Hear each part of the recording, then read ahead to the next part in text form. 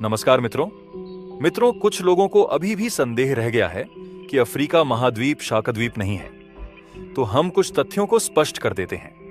पहली बात कि शाकद्वीप जम्बू द्वीप से अलग महाद्वीप है, यानी कि शाकद्वीप भारतवर्ष और एशिया के इस भूभाग के अंदर बिल्कुल भी नहीं आता है। दूसरी बात यह है कि भारत में मानसून शाकद्वीप के मलय और जलधार नाम के पर्वतों के आसपास के विस्तार में से चलने वाली हवाएं लाती हैं।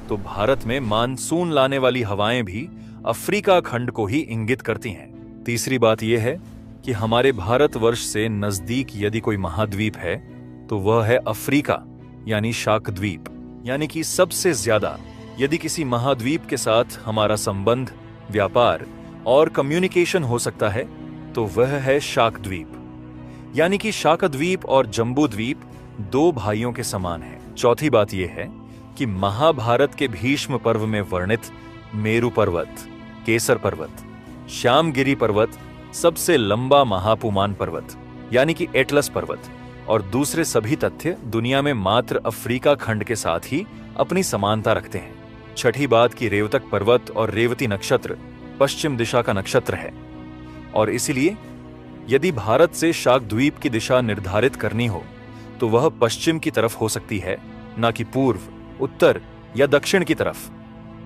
यहां हम यह बात स्पष्ट कर दे कि गिरनार जम्बूद्वीप का रेवतक पर्वत है, न कि शाकद्वीप का। छठी बात यह है कि भगवान श्री कृष्ण का पुत्र सांब शाकद्वीप जाने के लिए चंद्रभागा नदी के विस्तार से सबसे पहले द्वारिका आता है और द्वारिका से शाकद्वीप के मंग जनपद में जाता है, यानी कि द्वारिका से मंग जनपद सबसे नजदीक है।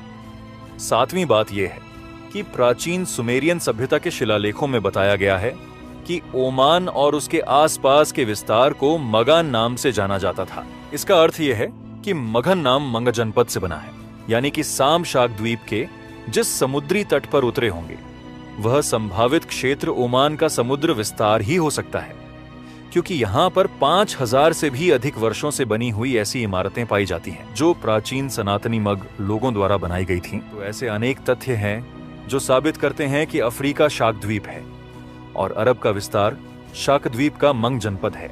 1980 के दशक में जब ईरान इराक युद्ध हो रहा था तब सद्दाम हुसैन की पार्टी ने ईरानियों के लिए माजूस शब्द का प्रयोग किया था, क्योंकि ईरानी लोग सच्चे मुसलमान नहीं थे, क्योंकि वे इस्लाम से पहले के माजूस लोगों के विश्वासों का पालन करते थे, जैसे कि ढोल नगाड़े बजाना, जुलूस निकालना इत्यादि, और ऐसा कहकर वह उन्हें चिढ़ाते थे।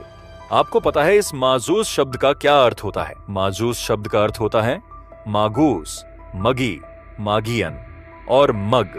वे लोग पुजारी थे, अग्नि और सूर्य की पूजा करते थे, मूर्ति पूजा करते थे।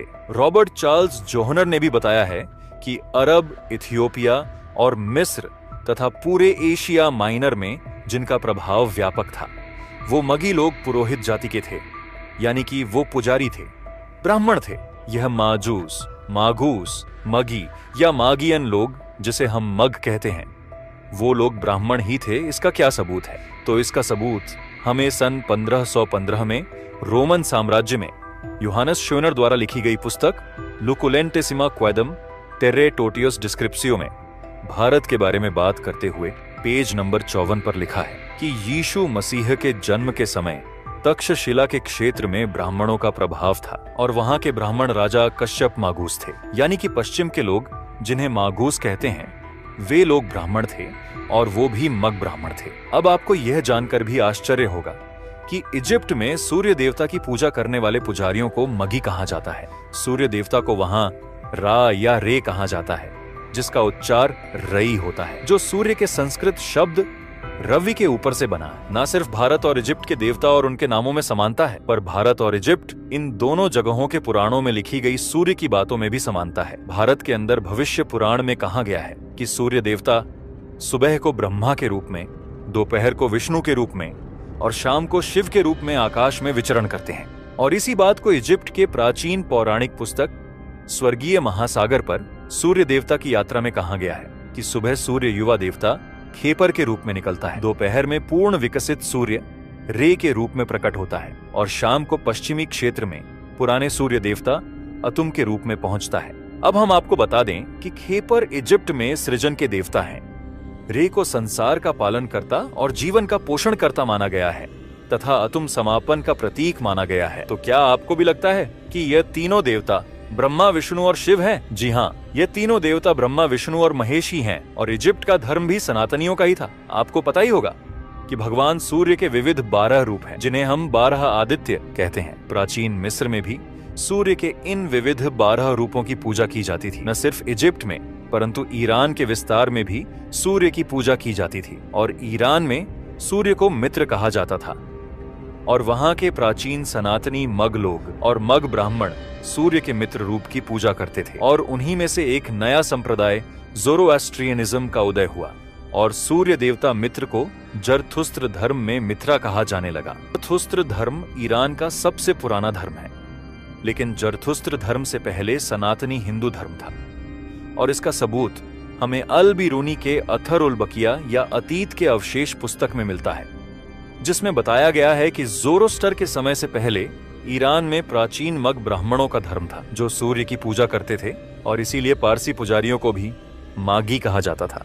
है ना आश्चर्यजनक बात? अब देखिए, यह ईरान का राष्ट्रीय प्रतीक है, जिसमें भगवान सूर्य और सूर्य की राशि का प्रतीक सिंह को आप देख सकते हैं, जिसे आप ईरान के राष्ट्र ध्वज में भी देख सकते हैं। लेकिन 1980 के बाद ईरान के शासकों को पता चला कि यह प्रतीक तो इस्लामिक नहीं है। तो सबसे पहला काम उन्होंने इस प्रतीक को हटाने का किया और इसकी जगह यह नया प्रतीक लाया गया, क्योंकि कोई भी उन्हें माजूस ना कह सके। यह नया प्रतीक भगवान सूर्य की जगह अल्लाह शब्द का प्रतिनिधित्व करता है। भगवान सूर्य की पूजा न सिर्फ ईरान में, लेकिन रोमन साम्राज्य में और पूरे यूरोप में भगवान सूर्य के आदित्य और मित्र रूप की पूजा की जाती थी। और रोमन सम्राट कॉन्स्टेंटीन भी मूर्ति पूजक और सूर्य की पूजा करने वाला एक सनातनी था। लेकिन बाद में उसका ईसाई धर्म में धर्मांतरण किया जाता है और पूरे रोमन साम्राज्य में ईसाई धर्म फैल जाता है। लेकिन रोमन सम्राट कॉन्स्टेंटीन जब तक ईसाई नहीं बना था, तब तक भगवान सूर्य को बहुत ज्यादा मानता था। और उसी ने भगवान सूर्य की पूजा करने के लिए रविवार के दिन छुट्टी की घोषणा की थी, जिसे आज तक फॉलो किया जाता है। रविवार की छुट्टी भगवान सूर्य के लिए समर्पित थी। लेकिन बाद में ईसाई पादरियों ने रविवार की छुट्टी को लोग सूर्य के साथ न जोड़े, इसीलिए झूठ फैलाया कि रविवार की छुट्टी इसीलिए है कि ईश्वर ने सृष्टि की रचना कर इस दिन आराम किया था। लेकिन सच ज्यादा दिन तक छिपा नहीं रह सकता। और इसका सबूत आपको 7 मार्च 321 के कॉन्स्टेंटाइन के आदेश में मिलता है। अरे आपको यह जानकर भी बेहद आश्चर्य होगा कि अभी 25 दिसंबर को जो नाताल का त्योहार गया है, वह भी हमारे सनातनी लोगों द्वारा मनाए जाने वाला भगवान सूर्य का जन्म दिवस था। तो आपको यह प्रश्न जरूर होगा कि 25 दिसंबर को यीशु मसीह के जन्मदिन के रूप में क्यों मनाया जाता है? तो जब रोमन सम्राट कॉन्स्टेंटीन ने अपना सनातनी धर्म छोड़कर ईसाई धर्म अपना लिया और लोगों को भी ईसाई धर्म अपनाने के लिए मजबूर किया, लेकिन लोग अपने पुराने रीति रिवाज और उत्सव को मनाना नहीं भूले थे। और उसमें से एक उत्सव था 25 दिसंबर को मनाए जाने वाला भगवान सूर्य का जन्मदिन। तो ईसाई पादरियों को लगा कि ईसाई बने लोग भी भगवान सूर्य के जन्म दिवस को मना रहे हैं, तो क्यों ना इस दिन को यीशु मसीह के जन्मदिन के रूप में परिवर्तित कर लिया जाए।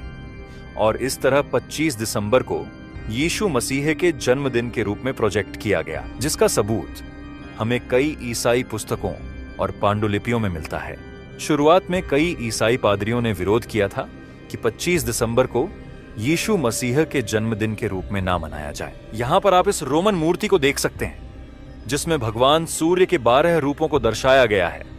और इस सनातनी मंदिर को देख सकते हैं, जिसको बाद में चर्च में परिवर्तित कर दिया गया था। और रोमन सम्राट कॉन्स्टेंटीन के इन सिक्कों को देख सकते हैं, जिनमें भगवान सूर्य को दर्शाया गया है। और वेटिकन सिटी में आए हुए जूली के मकबरे में भी भगवान सूर्य की तस्वीर को आप देख सकते हैं। तो ऐसे अनेक सबूत हैं जो बताते हैं कि हमारा सनातनी हिंदू धर्म न सिर्फ भारत तक सीमित था, लेकिन पूरी दुनिया हमारे सनातनी धर्म को फॉलो करती थी। अब आगे सांब के द्वारा बनाए गए सूर्य मंदिर का क्या हुआ?